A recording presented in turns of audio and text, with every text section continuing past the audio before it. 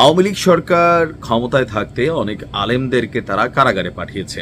এর মাঝখানে অনেকেই নিরপরাধ ছিলেন, অনেকেই ইসলামের কথা বলতে গিয়েও কারাগারে গেছেন, আবার অনেকে আছেন আমির হামজা হুজুরের মতন লালা হুজুর, ধর্মীয় পরিচয়ে একজন মিথ্যাবাদী, বিভিন্ন সময় এমন এমন কথাবার্তা বলেন। তিনি যে লালা হুজুর অনেকে বোঝেন না, এটার ব্যাখ্যাটা দেই, তারপরে বলছি তার বর্তমান অ্যাক্টিভিটিস নিয়ে। আল্লামা শফি সাহেব বলছিলেন যে নারীরা হচ্ছে তেঁতুলের মতো, তো পুরুষের অন্তরে তাকে দেখলে লালা ঝরে। এখন এই লালা হয়তো সবারই ঝরে, কিন্তু এই লালা ঝরার কথা একজন ধর্মীয় বক্তা হিসাবে যখন আল্লাহ সৃষ্টির সৌন্দর্য বর্ণনা করতে গিয়ে রাশ্মিকা মান্দানাকে নিয়ে মানে আমাদের এই লালা হুজুর ওরফে আমির হামজা, তিনি যখন বক্তব্য দিচ্ছিলেন, জিব্বার মধ্যে লালা কিন্তু গড় গড়াইয়া চলে আসছিল, এরপর ডুবলে ফেলতাম এমন করে, মানে ভাবা যায়। তো এই আমির হামজা হুজুর যখনই বক্তব্য দেন, চাপাবাজি, বানোয়াট, মিথ্যাবাদী বক্তব্য বেশিরভাগ সময় দেন। ধর্মীয় বক্তব্যের বিপরীতে গিয়ে রাজনৈতিক বক্তব্য, এজেন্ডা বাস্তবায়ন করেন তিনি।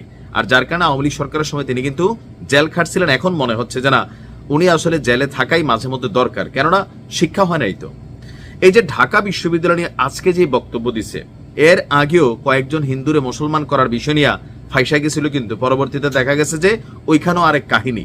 যাই হোক, আমরা আসছি রিসেন্ট যে বক্তব্যটা সোশ্যাল মিডিয়াতে ভাইরাল, এই বিষয় নিয়ে ছাত্রদল, কেন্দ্রীয় ছাত্র সংসদ ঢাবির তারা কিন্তু প্রতিবাদ লিপি জানিয়েছে, আমির হামজাকে প্রকাশ্যে ক্ষমা চাইতে বলছে।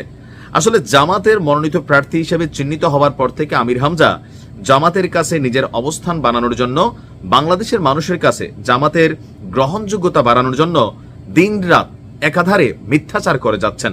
দেখেন, জামাতরা আপনার এরকম চাপা মাইরা মাইরা কি বলা হয় যে মানুষের কাছে নিতে হবে না, জামাত এমনি মানুষের কাছে পৌঁছে গেছে। করছে কি, যে বক্তব্যটা দিছে সেখানে সে বলছে যে ঢাকা বিশ্ববিদ্যালয়ের হাজী মোহাম্মদ মহসিন হলে গত 16-17 বছর প্রকাশ্যে মাইকে আজান দেওয়া হয় নাই, বাজান দিতে দেয় নাই আওয়ামী লীগ সরকার। এরপরে গত 1 বছরও সেখানে আজান দেওয়া যায়নি প্রকাশ্যে। ডাকসুতে ছাত্র শিবির জয়ী হবার পর সেখানে প্রকাশ্যে আজানের ধ্বনি শোনা গেছে।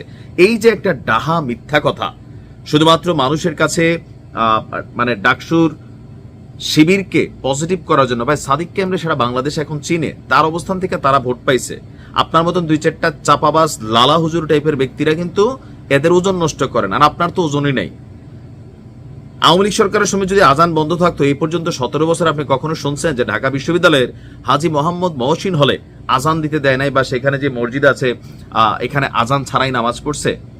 এখন দেখেন, এই বিষয় নিয়ে কে সামনে আসছে, আপনার কি বলে যে কেন্দ্রীয় ছাত্র সংসদ যেটা আছে ঢাবির, সেইখানের একজন শিক্ষার্থী, পাশাপাশি ছাত্রদলের আহ্বায়ক আবুজর গিফাতি ইফাত, সদস্য সচিব মনসুর রাফি, যুগ্ম আহ্বায়ক মহিবুল ইসলাম আকন্দ, তারপর হচ্ছেন আরো কয়েকজন কার্যনির্বাহী সদস্যরা আমির হামজার বিরুদ্ধে প্রতিবাদ জানিয়েছেন। তাদের বক্তব্য হচ্ছে যে তারা হল প্রশাসনের নিকট একটি প্রতিবাদ লিপি জমা দিয়েছেন। কি লেখা আছে, যে সামাজিক যোগাযোগ মাধ্যমে ছড়িয়ে পড়া এক ভিডিওতে আমির হামজা দাবি করছে যে ছাত্র শিবির ডাকসু জয়ের আগে মহসিন হলে আজান নিষিদ্ধ ছিল।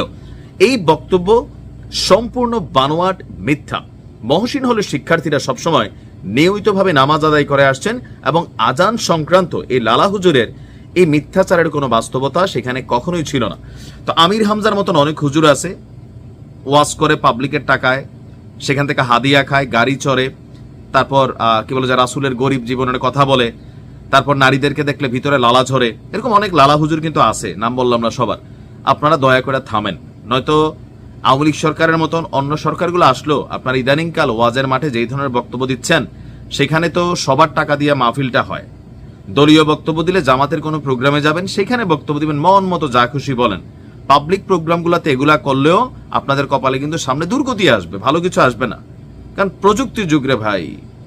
আশা করি আমির হামজা বিষয়টার জন্য প্রকাশ্যে ক্ষমা চাইবে। ভালো থাকুন।